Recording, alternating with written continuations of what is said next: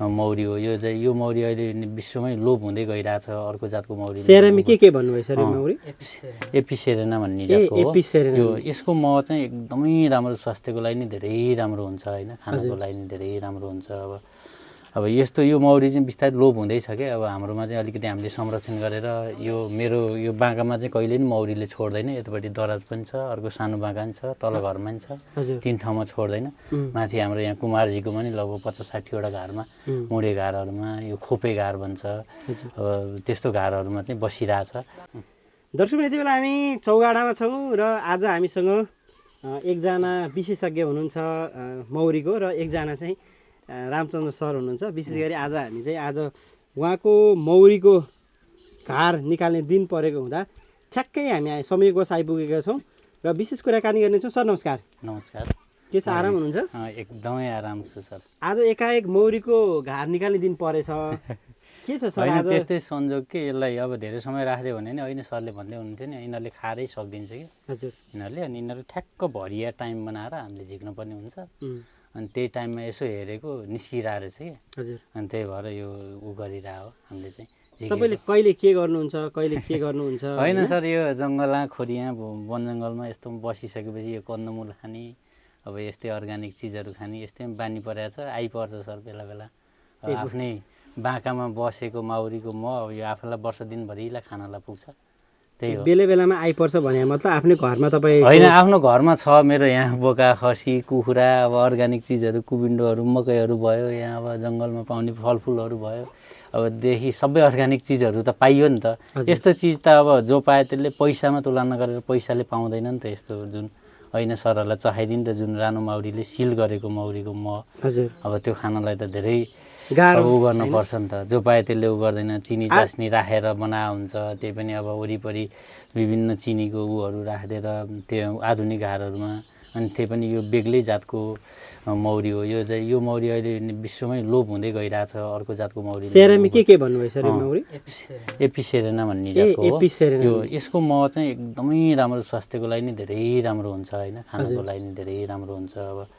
अब यो मौरी चाहिँ बिस्तारै लोप हुँदैछ क्या। अब हाम्रोमा चाहिँ अलिकति हामीले संरक्षण गरेर यो बाँकामा चाहिँ कहिले पनि मौरीले छोड्दैन। यतापट्टि दराज पनि छ, अर्को सानो बाँका पनि छ, तल घरमा पनि छ, 3 ठाउँमा छोड्दैन। माथि हाम्रो यहाँ कुमारजीको पनि लगभग 50-60वटा घरमा, मुढे घरहरूमा यो खोपे घार भन्छ, अब त्यस्तो घरहरूमा चाहिँ बसिरहेछ। अब त्यहाँको अब कुमारजीको त्यो घरले नि मलाई सपोर्ट गरेको छ, मेरो घरले नि उता सपोर्ट गरेको छ क्या। दुइटैलाई सपोर्ट गरेर भइरहेको छ।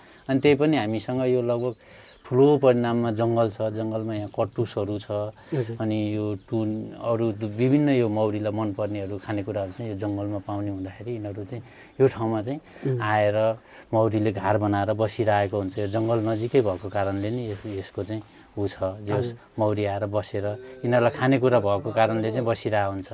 त्यही त नि।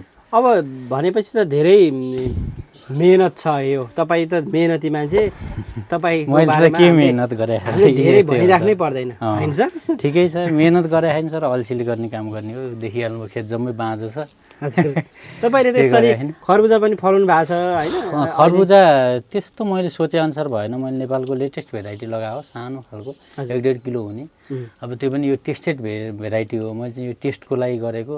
अब यत्तिको गर्मी, यत्तिको एकदमै विकराल अवस्थामा मकैबारीको बिचमा, त्यही पनि यत्तिको अब धेरै स्याहार नगरिकन नै अलिकति अर्ग्यानिक गर्न खोज्दाखेरि अलिकति खरबुजामा चाहिँ मैले उत्पादनमा कमी देखेको छु। मेरो धेरै कुहिएर गयो। नकुहिया भए त राम्रो हुन्थ्यो, तर पनि मलाई घाटा चाहिँ छैन, नाफैमा छु। भनेको के भयो सर खरबुजा चाहिँ यसपाला? होइन, राम्रै छ होइन। चाँडो कस्तो भने पानी पर्दियो कि बेसरी, अस्तिताको झरीले धेरै कुहाइदियो कि। तल जमिन चिसो भयो, माथि तातो भयो, अनि त्यो कारणले गर्दा चिचिला लगाएको चाहिँ कुहियो। तैपनि मेरो साउँ उठेर अलिकति नाफा चाहिँ हुन्छ। मैले त घाटैमा चाहिँ छैन, नाफा धेरै मैले सोचे जस्तो चाहिँ लिन सकिरहेको छैन। यो टेस्टेड हो, भइरहेछ त्यो चाहिँ।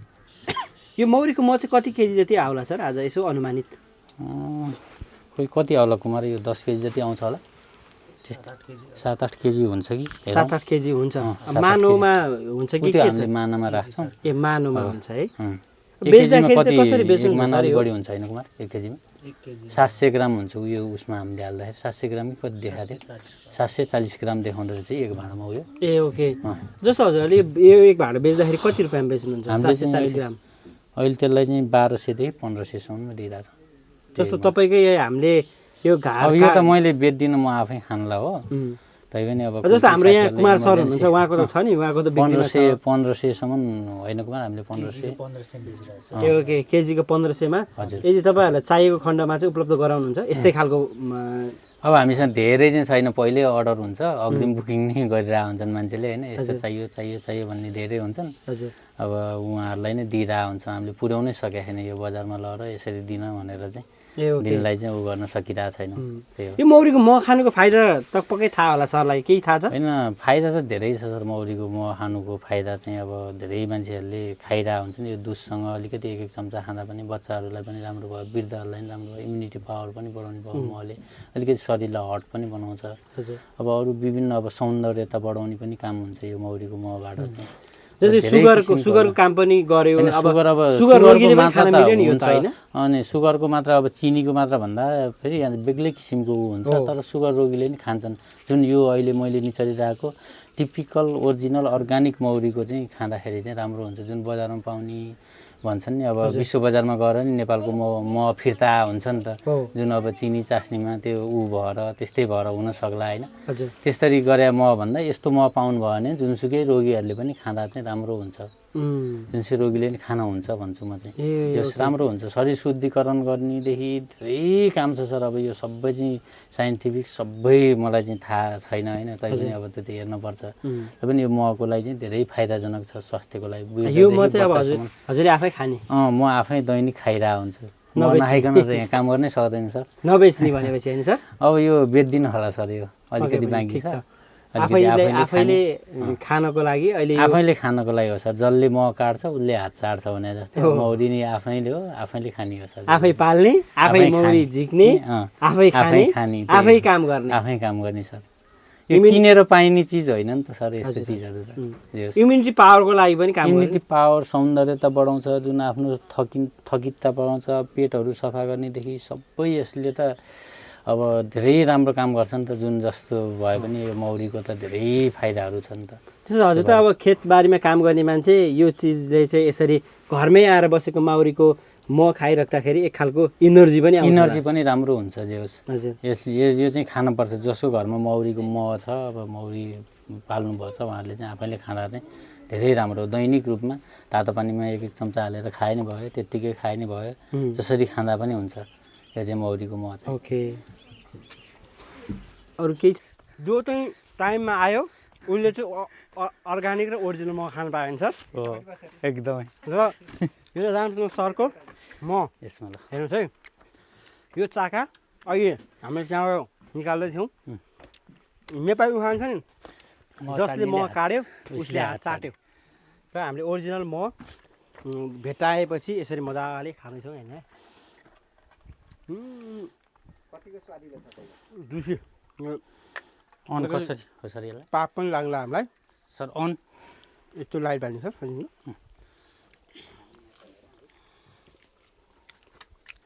त्यो राखेर नि सर है यो दुईवटा डल्लोमा एउटा घुमाउँछ सर तल्लो यो तल्लो पुरै घुमाउनु तल्लो हो पुरै घुमाउ त्योबाट चाहिँ हात हटाउने के कुन चाहिँ म हेर्नु न म कस्तो छ बाबा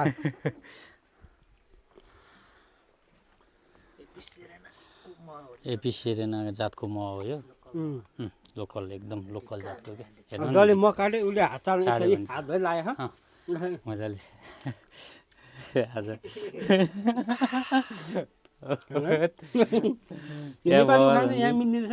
मह चाट्नेले हातको टोक्दैन ऊ हेर्नु न मनी चाल्ने छ अब मैले यहाँ पन्जा नलाएर यहाँ हाम्रो कुमारजी यो मौरी सम्बन्धी एकदम विशेषज्ञ हो उहाँले चाहिँ हेर्नु न यहाँ कसरी झर्छ हेर्नु यो फेरि यो मह चुहिएर टाँसिएर मर्ला नि फेरि यिनीहरू खान्छ आफैले हजुर यिनीहरू आफैले पनि खाइरहेको हुन्छ हेर्नु न यो मह सुई हेर्नु त कसरी आएको हो नि यस्तो म कस्तो झरिरहेको छ है तर लाएर हेर्नु कस्तो सिल फेरि यस्तो डेन्जर हुन्छ कि यिनीहरूले डेन्जर तालले गरिरहेको हुन्छ क्या सिल निकै मेहनती हुन्छ नाइन सर मौरी मौरीहरू मौरीले जति जति मेहनत गर्यो भने त देश त चाँडै समृद्धि हुने रहेछ नि एकदमै मेहनत गर्छन् कि मौरीको जति मेहनत त कहाँ कहाँ पुगेर एउटा सुँडको भरमा लिएर आएर यसरी चाका बनाएर हजुर राखेर रानी माउरीहरू कर्मी माउरीहरू यिनीहरूको सबै विभाजित हुन्छन् बच्चाहरू हजुर सबै विभाजित गर्दै खाँदेर अनि यसरी पाल्या हुन्छ हेर्नु त काँडा लिएर आएर कसरी लिएर आएर रस चुसेर लिएर आएर होइन कुन रस खान हुने कुन रस खान नहुने त्यस्तोहरू लिएर आएर हजुर त्यस्तो गरे हुन्छ हेर्नु त निकै मेहनत साथ होइन फेरि सर कस्तो तालले सिल लाउँछ कि यिनीहरूले मजाले मौरीको यो चाका भरिसकेपछि यो तल तल सिल लगाइदिया हुन्छ कि ए उनीहरूले हजुर यो चाहिँ आपद विपदमा खाने कुनै बेला अब यो खानेकुरा नभए बेला खाने यो गर्ने भनेर चाहिँ सिल लगाइदिया हुन्छ यिनीहरूले एकदम उ गर्नुपर्छ सर यो बाँकालाई छोड्दैन अब कि यसपालि चाहिँ के गर्छ थाहा छैन हजुर कहिले पनि छोड्ने थिएन यो मौरीले चाहिँ आइरहेको दिइरहेको हुन्छ यसपालि चाहिँ पक्कै पनि यसपालि पनि नछोडौँ भन्ने कामना गए पनि आउँछ फेरि फर्केर आइहाल्छ यिनीहरू थाहा हुन्छ यो ठाउँमा उनीहरूले खोज्दै आउँदाखेरि अनि फेरि भेट्छ हजुर अनि यिनीहरूको गन्ध पनि हुन्छ नि त अलिअलि हजुर हजुर त्यसले गर्दा नि आइरहेको हुन्छ कि अनि यहाँ हामीले अलिअलि छोड्दै नै हुन्छौँ ल भयो